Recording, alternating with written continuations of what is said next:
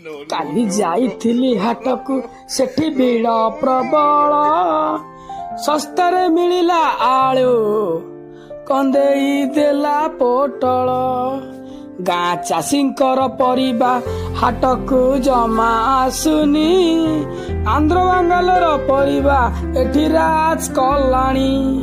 ବର୍ଷାରେ ଫସଲ ନଷ୍ଟ ହୋଇଯାଇ ମନ ଦୁଃଖରେ ଚାଷୀ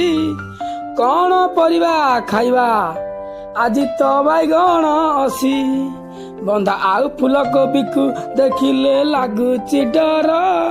ବେପାରୀ ଭାଇକୁ ବୁଝିଲେ କହୁଛି 100-150 ପାର ଗାଜର କାକୁଡି ବିଟି ଦେହ ପାଇଁ କି ହିତ ତାର ଏଟେ ଶୁଣିଲେ ଲାଗୁଛି ହେ ଭାଇ ଘରୁ ଚାଲ ମାଡି ଆସିଲା ଶୀତ 300 ଟଙ୍କା ନେଇ ମୁଁ ଯାଇଥିଲି ହାଟକୁ ପରିବା କିଣି ଆସିଲା ବେଳେ ବୋଉ ମୋର ବ୍ୟାଗ